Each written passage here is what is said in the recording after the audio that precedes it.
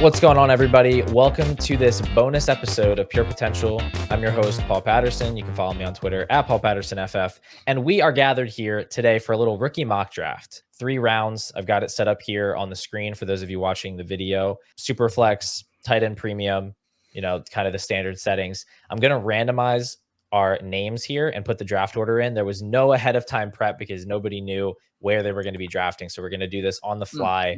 All right. So I've got our names all put in here. We're ready to do our picks. They're all nice and color coded for you guys. So you can see, Chris, you're in the purple. You are here at the 101. And who are you going to shock us with here with your first pick in our rookie mock? I'm so excited to take my obviously favorite rookie of the year, Caleb Williams, the undisputed 1.01. I just don't really think there's a reason to take anyone else here, to be honest. I mean, the market agrees with that, right? Like that Marvin Harrison's ADP is sort of creeping up towards him in startups, but Caleb's been the only guy that's really going in the first round of startups this whole offseason. He's been penciled in as the 101. He goes to probably the landing spot for a 101 ever. I think that's the slam dunk pick. I don't think there's any reason to take anyone else there. Definitely on the same page, but I have seen Marvin Harrison going in even like real drafts that I've been in 1 overall. So it's a real thing that's happening. Yeah, I think it's something like 66 or 67% of drafts is Caleb 101, and then just about the rest of them is Marvin Harrison. I am very happy to get my second favorite rookie here at the 102. I think he's clearly the second guy. Marvin Harrison, perfect landing spot for him to be an alpha right away. He gets that top 5 draft capital we were hoping for. Just basically the most perfect wide receiver profile you could draw up. I mean, anybody else deserve consideration here? Is just an easy pick. Yeah, not to me. Not for me. It's a pretty easy pick, I think. Yeah, I don't know. Sorry, there's not much more you can say. There's not much more you can say about Marv, and it's okay. I'll be all right. But you've got your pick of everybody else. I mean, this is kind of where the draft begins, right? Yeah, this definitely is where the draft begins. And I don't know. I think about doing something funky and going a different direction, but I'm going to take Malik Neighbors at the 103. It's what I've been doing in my leagues, even where I might need a quarterback pretty bad. Like I'd rather take Neighbors and then have to choose between, or have the choice made up for me between the other 3 quarterbacks who fall. I have one league where I have like a 103 and a 108, and I could have gone QB at 3 and tried to secure that, but I think that Neighbors is the move. I think that he will challenge Marv for like the best rookie title this year. I think that's going to drive his value up. I think it'll be kind of interesting to see what Dable can do with him. I think Dable did really well with Diggs during his prime in Buffalo, and I think that Neighbors kind of has a lot of similarities to that stylistically as far as how he can attack defenses and stuff like that. So I'm pretty hyped about him, even if the quarterback situation stinks. Yeah, I kind of liked the landing spot, honestly. I mean, Los Angeles Chargers would have been better, in my opinion, because of just having a star quarterback. Like, even I don't care how much they think they're going to run the ball, like being with Justin Herbert would have been sick. But I don't think New York's a terrible spot. I think Dable is pretty sharp, and he's got such a clear runway to have like 150 targets immediately. New York also doesn't strike me as a team that like wants to wait around on getting a quarterback. Like they've been in purgatory for a while here, as what you want to call the Daniel Jones era. But I don't think they're like I don't think that they're looking exactly to just band-aid this for an extended period of time. So Marv will return that upside at some point. Yeah, absolutely. Sorry, Malik. Neighbors. It's Drew Lock season, man. He just needs Drew Lock to make it all work. That's all. He probably will get Drew Lock. Yeah, I hope he does. Well, they were talking about how Daniel. Remember Jones what JSN did with him? It was better, yeah. All right, Billy, you're up here at 4. Yeah, you're gonna make me choose between the quarterbacks. That's what you're gonna make me do here. Yep. Yeah, I think I'm going to do what I would probably do in most of my drafts is just going to go Jaden Daniels with the rushing upside. I like Drake May. I'm going to try not to be a homer and overdraft May, who I've seen fall to. I think I actually got him at the 109 in one draft. So he's falling. I don't think there's any reason to overdraft him here. If you really wanted to get back up in there, you could probably get him. Or you can move back if you wanted Drake May. But in this draft here, I'm going to go Daniels. I like the landing spot for him. I think, with the coaching staff there, they're going to know how to use him. He has great weapons around him for a rookie quarterback. So I'm all in on it. Yeah, I mean, Jaden Daniels' ADP is 103. He is the one who goes at that spot more often than Neighbors, and May is almost never going as high as 3, and he's usually there at 5. So if you're sitting there at 4 and you like May more than Daniels, which I do personally, I don't know what you guys think, but I'd be just trying to trade back. Like, give me anything on top. Give me a 2-3 swap or something, and you can get the quarterback that you want, and I can get the quarterback that I want. But it is kind of a dangerous game if you're going to like totally fade Jaden Daniels with that type of upside, and you're going to forego the market value that you're giving up by taking Drake May. So it's like, I like to get my guys. I like to get the players I feel more strongly about, but at the same time, there are definitely more responsible ways you can do that. Yeah. And to be clear, I do have Drake May one spot. Like, I have them back to back, but I have Drake May just ahead of Daniels. I like the long-term upside. I don't hate the landing spot for him. I think May has a decent landing spot with the Patriots where he can actually develop and, kind of sit. So just to be clear there, but I do not want to ignore, just like you said, the upside that he does possess. So I think I had one league where I did have an early pick, 103. I think I did have the 103 somehow on a pretty competitive team, needed a quarterback, and I just wanted to grab Daniels, and I was able to get some shares of May. So I kind of felt good about diversifying a little bit, even though that's not really typically what I care about the most. I got you. Do you think May will sit at first, or do you think he'll start week 1? Oh no, I think he's going to sit. I mean, they brought Jacoby Brissett in there for a reason, and it's 2 start games this year. I don't know how long he'll be able to hold May off, or how long it'll take May to get where they want him to be. Right. But I definitely think that he's going to sit early on. Gross. Is that a hot take? I don't know if I've heard that before. I actually didn't know that either. I've heard it a little bit. I haven't heard it like strongly, but it makes total sense. Speculated about. Yeah. I hate it. Yeah. I mean, I definitely hate it. But why? Why do you hate it? Something the Patriots would do. I just think when you draft a quarterback that high, I think you just got to get him on the field and like let him learn the ropes. Like, I don't know. I guess I just don't fully buy into the idea that quarterbacks, like some quarterbacks, need to sit so that they can learn. I know we have some anecdotal examples of that working out, but it also feels like survivorship bias, because like all the quarterbacks that they put on the bench to learn that didn't learn just didn't get to play. So all the ones that get on the field are good because they only got on the field because they were good. So I don't know. It's hard for me to get on board with it when you spent that type of capital. Like, you drafted the offensive lineman to put around him. You drafted the wide receivers to put around him. Like, let them gain some chemistry together instead of trying to like. The linemen they drafted aren't that good. Let me just put that out there. No. They're definitely trying to surround him with weapons, and I think that they fit his style. But I think what they want him to do is they want Jacoby to kind of lead the way early on and have him take over midseason, which I think was kind of alluding to what you would like to see, right? Is him do enough to prove that he's the guy. But I think that's their intent. I really do think that's their intent. I hope we don't get a whole redshirt season, because like that's going to kill his value. I mean, that just would kill his value. And then taking him if that's like a legitimate possibility that we need to account for, you absolutely can't take him over Jaden Daniels. Like, it would be malpractice, I think, if he's going to sit, and there's no risk that Jaden Daniels is going to sit.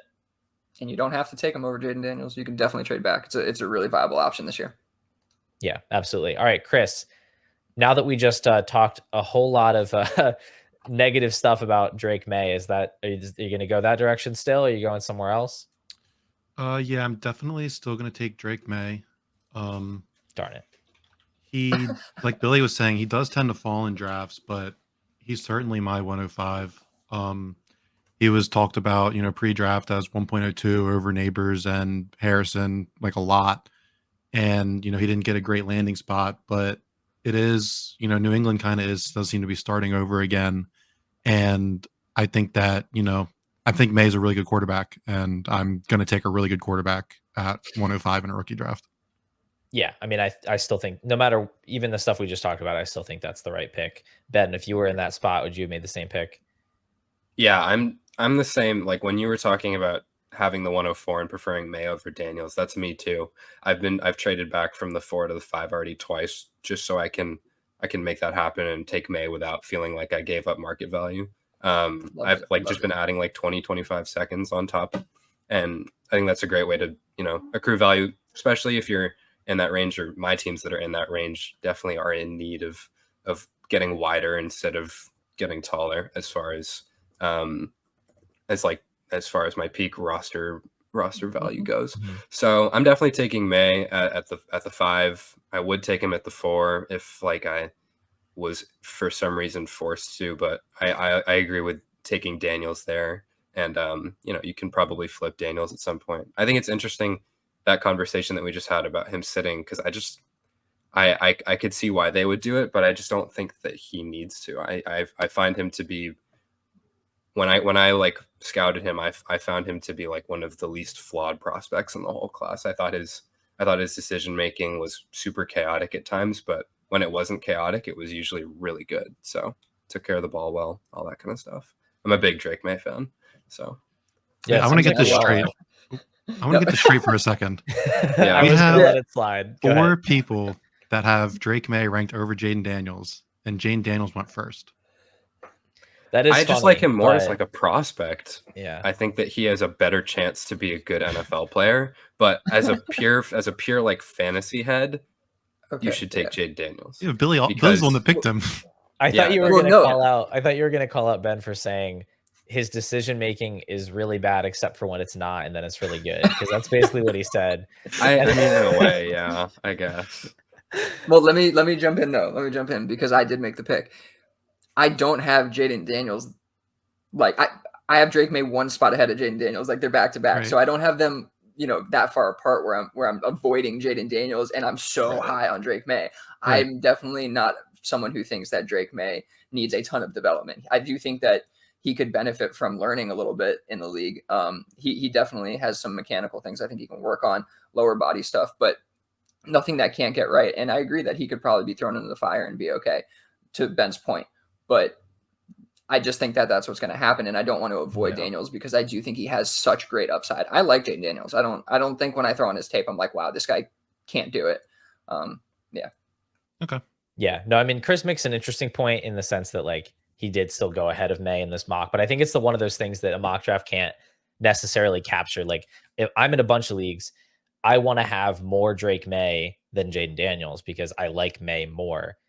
But the idea of me totally fading Jaden Daniels is kind of scary given the upside. So like I would like to have some, and 104 is the place to take him because he's not going to go. He doesn't fall past 104. Like that's his stopping point. Whereas May you can get later. So like if you're managing a lot of different teams, you want to kind of pick your spots. Like I've gotten Drake May in, I think 2 leagues so far, 1 at the 5 spot, 1 at the 6 spot. I haven't gotten Daniels yet, but I do have a 104 pick coming up in a draft where I'm like, okay, that might be the team where I get Daniels, if he's there, because I do want to have some, don't want to fade him entirely. And that's not necessarily an optimal Drake May spot. So that's kind of how I'm thinking through it, trying to kind of manage my exposures. And that obviously works better when you play in a lot of leagues. Most definitely. Yeah. I don't know. It's kind of a tricky situation. I feel like it's sort of like we like May more at cost than we do. Like I feel better picking May at 5 than I do picking Daniels at 4. That's it seems like we should all change our ranks to Daniels 4, May 5. Well, no, because if I only played in 1 league, I would either try to trade back from 4 to 5, or I would just take Drake May at 4. Like I would do it. I would take May over Daniels if I was in 1 league and I had to decide on one of them. But that's just not my situation. Like right. I understand. That's how I think rankings should be based anyway. So I think that you should keep that. And I want to say, like, I was in the league that I took Jaden Daniels. I sat on the clock for far too long, just thinking between the 2 of them. Seriously, because that's how close it is for me, and I didn't want to make that mistake, trying to fading like a Patriot or something like that. So it's a tough decision. That's kind of all I'm trying to get across. Yep. Yeah, sure. It is definitely close. No matter who you have ahead, it's close because Daniels. I mean, we saw what Anthony Richardson did last year in like 2 games where he comes out and he just runs like crazy, and all of a sudden he's a first-round startup pick. Like that could easily be Jaden Daniels. Drake May could have not even touched an NFL field yet, and Jaden Daniels could be like the 108 startup pick in Superflex. Like that is a totally possible outcome. So you have to account for that. And I think even if you think May is more polished or more likely to be a good quarterback, that has to keep them like razor close. So I'm up here. Unfortunately, there's a little tier break at 106, I think. I don't have JJ McCarthy in this tier. I saw JJ McCarthy go 105 last night ahead of Drake May. I know that's happening in leagues right now. I think he's going to keep rising. because people are so high on that situation in Minnesota. I'm not going to go with him here. I said at the top of the show that this was a tight end premium draft, and I'm sticking with that. Sorry, Ben. I know you're the Raiders fan in the house, but I'm not letting Brock Bowers slip past me to your pick. If I understand if you want to leave the show, I'll just take over your slot and I'll just draft 2 players. But I'm taking Brock Bowers here. He's the best tight end prospect of all time. And Ben's gone. He's the best tight end prospect ever. I don't care that his situation's not great in Las Vegas. He can be the second target right away if he's good. I don't care about Michael Mayer. He's dead to me. He's definitely dead to the Raiders because they drafted a tight end in the first round. I don't care if they want to talk about 2 tight end sets or we're going to use both of these guys. Like, bottom line is they don't think Mayer's good enough. Like, they took a tight end in the first round. So he is going to eat Michael Mayer's lunch. He is going to be a dynamic playmaker in that offense. Gardner Minshew is not a great quarterback, but he can absolutely find a tight end underneath or wherever and let Bowers rack up some yards after catch. So that's my pick. I'm very sorry, Ben. How are you feeling right now? I just have one argument to make, and that's on your comments about my boy Michael Mayer. So you said a lot of words about my football team, and many of them were true. Many of them were true. It might not be a good situation, and it might have been a weird pick, and maybe we don't have any faith in Michael Mayer. But if there's one tight end prospect ever that you could draft purely to switch your offense to 2 tight end sets, this is your guy. So for that reason, I'm holding on a little bit of hope for my 42% Michael Mayer exposure. But man, I'm praying for you. But all of that aside, I'd love Bowers at the 106. I've done it myself in 2 leagues. And no regrets. He's going to be awesome. He's probably going to be the best player on our team by, I would say, the start of next season. I wouldn't be surprised if people would say he already is the best player on our team, at least offensively. Because a lot of people think Devontae is like mid now, is what I hear. Like, my roommates tell me that he's like washed, and I'm like, okay, whatever. But yeah, no, Brock is just going to be like a franchise cornerstone. We all know the kind of prospect he is, and like where he could have gone had his landing spot been a little more dreamy. But you know, he's going to be a good player at the end of the day, and the volume is going to come his way. So yeah, I still think he's worthy there. I apologize for my unkind words towards Michael Mayer. I traded my only share away for the 306 the other day, so I'm out. I just can't. Can't do it. He's not going to be. He's going to catch 30 passes next year. Like, I just don't care. He's just fancy Kate Otten now. I can't do it. So. Damn, you know, I had some hope. I had some hope for him. And look, maybe he gets traded this summer, and I look like an idiot. Like, maybe I have no idea. Yeah, that's kind of what I'm hoping. Have to trade him for a third, but yeah, but I don't have a lot of hope. But you are up here. I'm sure there's a guy you like that you can take here at the 7th spot. I mean, I should probably stick with how my rankings go, but there's like another part of me that I think I'm going to go with. I'm going to take JJ McCarthy here. Because I think that's going to set me up to build a better team than you guys. So I'm going to take JJ McCarthy. So I wasn't envisioning this as that we're like building teams, just because Billy kind of got screwed with the 4th pick. Like, he has all the bad picks. So I wasn't necessarily. That does make sense. I wasn't necessarily thinking we're like building a full roster here. I'd rather it be more like in a vacuum. So in a vacuum, then yeah, I can do in a vacuum too. In a vacuum, I'm taking Odunze here at 7. I think that he's just a far better prospect than JJ McCarthy is, and that's kind of where it starts and ends for me. If I'm drafting in a vacuum, I'm drafting the guys who are the best talents, and then I'll factor situation as a heavily weighted tiebreaker, I guess, in a way. And because JJ just isn't the level of prospect as Rome, it doesn't really matter to me that Rome will have to compete for targets in a pretty crowded offense. I think that he could jump Keenan within the year. I think that he could jump DJ Moore by the beginning of next year.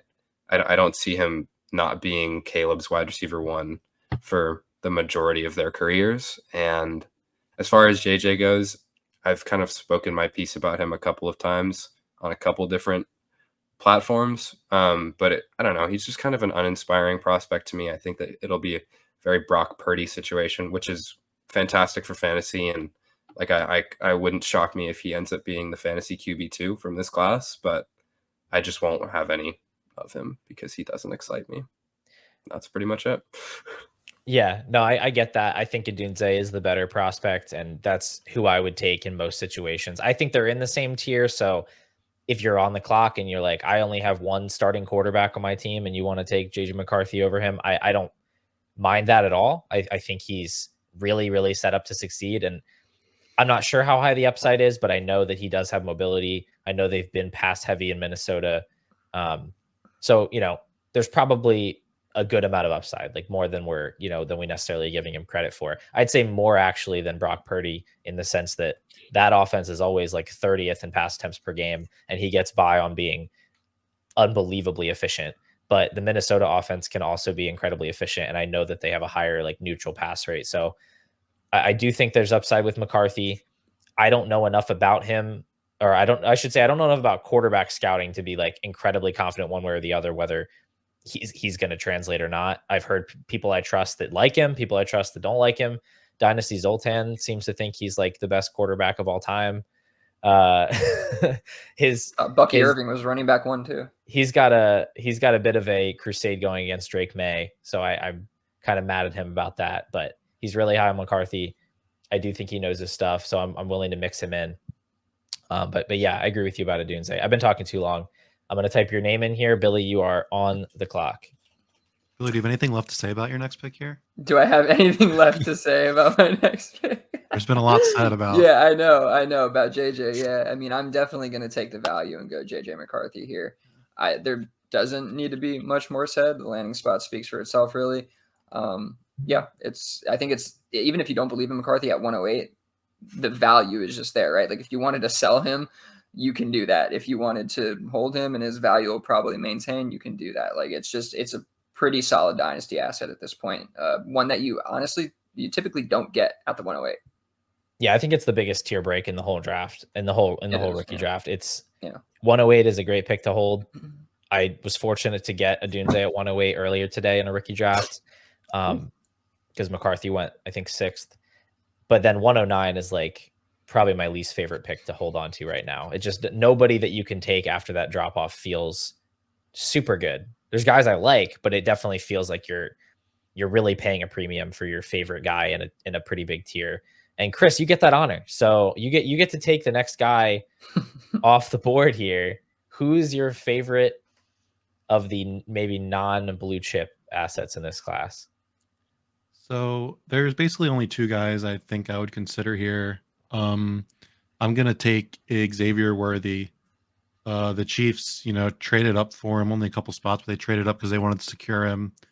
I think a lot of the Chiefs' decision making is fueled by how they played at the end of last season, and they realized that they weren't scoring enough points and were relying too heavily on their defense. And they kind of want to get back to the years of past where they just had an onslaught offense, and they said, "We don't care what you do because we're just going to score more points than you do." And I think Xavier Worthy is a really good prospect that can run routes all over the field and obviously get deep quickly. I think that, when we used to say that Mecole Hardman or MVS was like the Tyreek replacement, like this is their actual Tyreek replacement, and he's by far the best prospect they've drafted. Yeah, I mean, he's definitely a better prospect than Sky Moore. He's a better prospect than Rashee Rice. Obviously, we've seen Rice succeed in the NFL, but I mean, Worthy's production in college makes his look, absurd. Mecole Hardman wasn't a good prospect. So like production-wise, best wide receiver they've drafted in years. Whether it translates, I'm interested to see. It's definitely a crowded offense. Do you guys? I'm up here next, so I guess I can make my pick. But do you guys like Worthy there at the 9 spot? Because this is kind of like a pick your flavor sort of zone where you can make a case for a lot of different guys. But I'm curious, if you're at 109, you've done the responsible thing. You put the pick on the block. You tried to trade up, it didn't work. You tried to trade down, it didn't work. Nobody's really given you anything. This is one of those spots where I'd like to know, like, each of you, who are you taking there? I personally have Brian Thomas Jr. just ahead of Worthy, so I'd probably take him in that 9 spot. You could definitely make a great case for Worthy over Thomas, no doubt about it.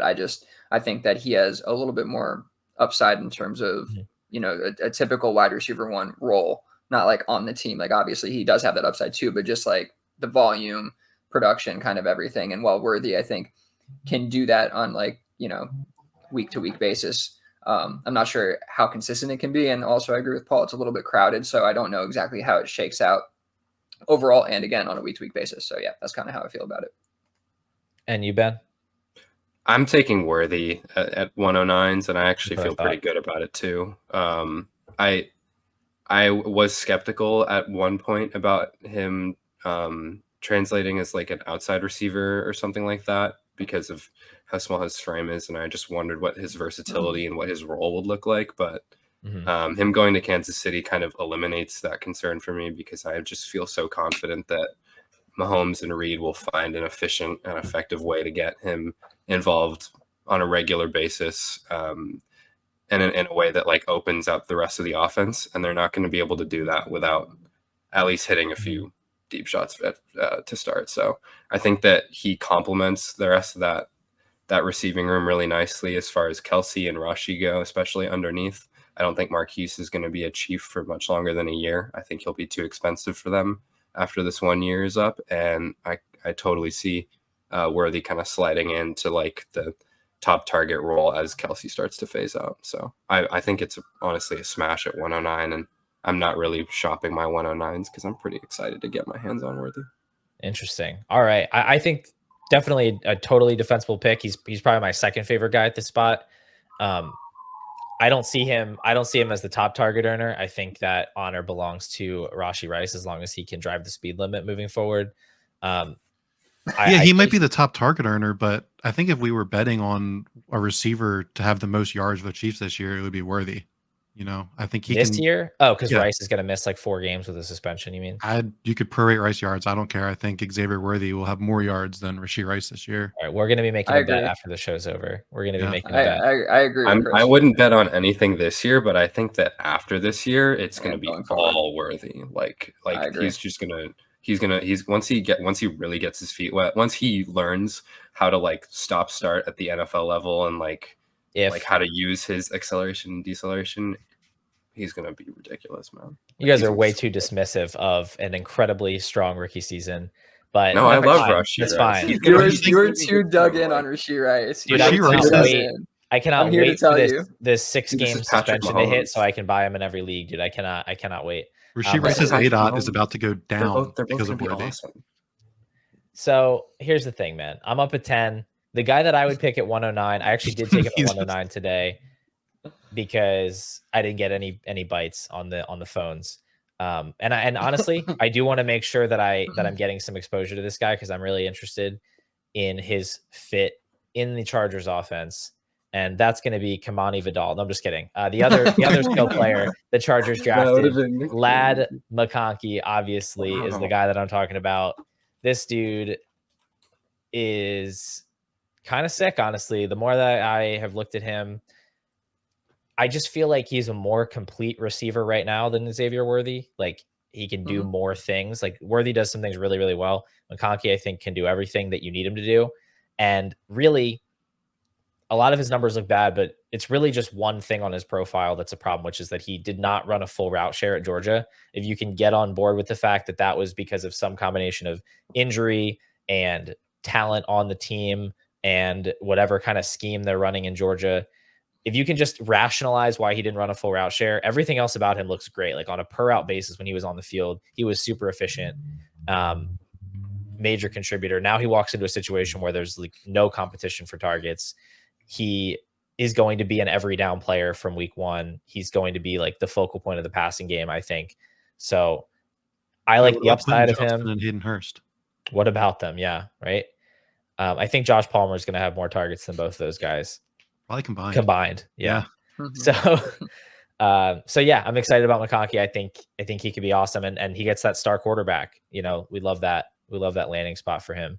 So Ben, did I take your guy? Oh no, I think I know who you're going here. You took the guy who I thought I was going to have to take. So you kind of made my life easier because, yeah, like you were about to say, you pushed Brian Thomas to the 111, and I'm going to go ahead and take Brian Thomas there. Pre-draft, I was kind of pounding the drum on him as my wide receiver 4, and I will admit a lot of that was due to my like little fantasy that he was going to go at 15 to Anthony Richardson and the Colts. I really wanted that to happen, and if that would have happened, I think that he'd be a smash at 109, even if Worthy had still gone to the Chiefs. But with the way everything is shaken out, with him landing in Jacksonville with Trevor Lawrence, I'm kind of a little bit less excited to pick him than I am, at least. Wait, no, I feel like the Jags is a much better landing spot. What do you mean? This is a way better landing spot. I mean, you guys know how I feel about the Colts, and you know how I feel about the Jaguars. Like, I mean, I know you love Anthony Richardson, like, yeah, as a guy, but like, undeniably, let's Trevor talk Lawrence, about it for sure. Trevor It's Lawrence been a while since I had a chance to push some Anthony Richardson agendas. I mean, So Trevor that's Lawrence why is I'm going to here, attempt bro. more passes Wait till you every see season. where I would have been willing to take AD in this draft. Yeah, that's all. Well, I'm excited for you to take him at the probably the 203, but yeah, I mean, I don't really get that. Like, we know for a fact that Trevor Lawrence is an above average passer in the NFL. Do we? Yes, without a shadow of a doubt. Yes.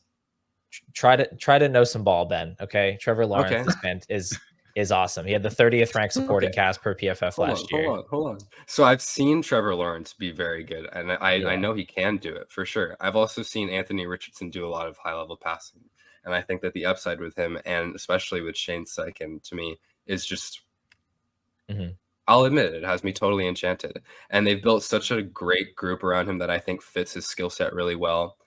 I think one way that I have heard to describe a receiver room is you want it to look like a basketball team, and I think that they've done a really good job of that as far as like having a wide range of sizes and athleticisms that are able to go up and get the ball in different ways and get open in different ways. So yeah, no, I mean, I love what the Colts are doing.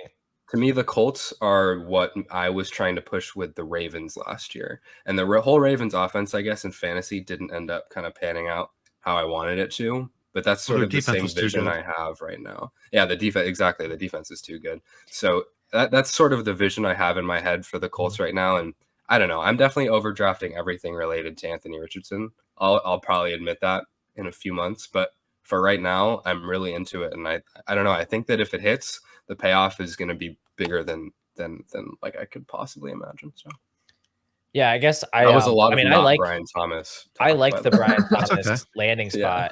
Yeah. I mean, I like I would have still liked him if he went to Indianapolis, but I would have liked him less because Michael Pittman is a far better receiver than Christian Kirk. He just got a multi-year extension. He had a 30% target share last year. Like he's the alpha.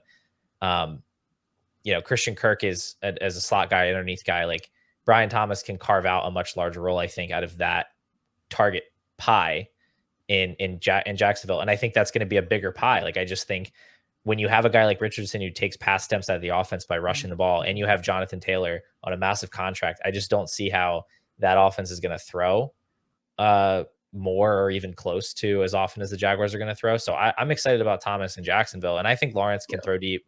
I think he needs a deep threat. Thomas is going to monopolize all of every target that travels more than 10 yards in Jacksonville this year will be directed at Brian Thomas. Like there's not a single other player on that team that's going to get any of those. Gabe Davis is going to get some. Oh, right. Yeah, that's what I was about to say. He's just much better than Gabe Davis. I think that he will be better, but I also don't think he this is still a project receiver that and that's what I saw on tape at least is that he's got a little bit of work to do with his feet and at the top of his routes and breaking faster and stuff like that. So I don't know. I was trying to explain that the one time I came on Pure Potential about how I think that there's a chance that Brian Thomas is a pretty late breakout kind of guy. Even maybe he might need a full year to really refine his game enough to where he can be consistently effective from a week to week basis. But I also do really like the Jacksonville landing spot. And I mean, I have full confidence that he will work his way up to being Trevor Lawrence's wide receiver 1. I just also thought he was going to do that in Indy. And I liked the upside there more with Richardson long-term. But as far as this year goes, I mean, yeah, he probably is better off in Jacksonville, if we're being honest. Fair enough. Sounds good. Jacksonville just has a really well-designed offense right now. I feel like they have Kurt and Engram to take, the underneath stuff, and then they have Gabe Davis and Brian Thomas running up the sides. Like, I mean, it seems like I think this is the year for Trevor. That's kind of how the culture built. He can silence the haters. Yeah, but the Jags are going to throw 200 more passes. Yeah, exactly. That's really what it boils down to as far as fantasy goes. So Brian Thomas got 17 touchdowns last year. I'll probably catch a couple from Trevor Lawrence too. If I was landing Brian Thomas at my 111s, which I have like 3 of those picks, and I haven't gotten any of him there, I would be ecstatic. I absolutely love this pick for me here. Well, yeah, he goes over Lad McConkey like a large majority of the time. For me. I've seen him 9 a lot too. I took my only Brian Thomas so far at the 112. So you're not in the right league, man. I don't know what to tell you. Well, I also had the 111, so I took Lad McConkey and Brian Thomas. Oh, okay. Well, that's like the people that have 1.01, 2, 3, 4, and they're like, I got Caleb Williams 104. Yeah, important details there. but it's funny. All right, Billy, you're up with the last pick of the first round. Close it out for us, buddy. I hate this spot, but before I get into it, I will say I'm in a live draft right now, and I got Drake May at 107, so he's falling again. I'm just telling you, like, it's a real thing. Did you say 111? No, 107. 107. Oh, okay. That would be crazy. But still, surprised to see him past 105. Anyway, I really don't like this the 1-2 turn here. I just think that it's challenging to decide which way to go, and I don't like to make these picks, based on team dependency or anything like that. I've had this decision to make, and I'll just do what I did before. And like, I feel like I should go Knicks. I feel like I should, but I'm going to go Jonathan Brooks. Okay. Can you go Knicks? I'm going to go Jonathan Brooks. Sorry, Chris. It's done. I'm going Jonathan Brooks here, and You don't want another quarterback? No, and also I know we're doing it in a vacuum, and I've made this decision essentially in a vacuum, or a team where I could use a quarterback, if that's what we want to call Knicks. I just think that excuse me, I think that Brooks what else would they call him? Oh my gosh. I just mean like a starter. So what I'm saying is long term, I think that Brooks has more potential to be a long-term starter. He's also tier 1 running back in this class for me, and Bo Nix is not a tier 1 player for me. So I'm kind of trying to lean on that a little bit. I like the situation. They obviously want to run the ball a ton in Carolina. They like him there. So yeah, I'll take Brooks. Yeah, I think that's good. I actually have 5 guys in this tier. So Worthy, McConkey, Thomas, Brooks, and the aforementioned Bo Nix. I think all of them are in play as early as 109. I think 201 is one of the like real sweet spots in the draft. So I kind of disagree with you a little bit in terms of where you like to be. I like to be there because I'm totally happy to take whoever falls from that group. And I think it's value. I think they all deserve to be first rounders. So I think, Chris, you're in a good spot. But before I let you actually make the pick, I'm just going to recap round 1 for us. Starting at the top, Caleb Williams, Marvin Harrison, Malik Neighbors, Jaden Daniels, Drake May, Brock Bowers, Rome Odunze, JJ McCarthy, Xavier Worthy, Lad McConkey, Brian Thomas, and Jonathan Brooks.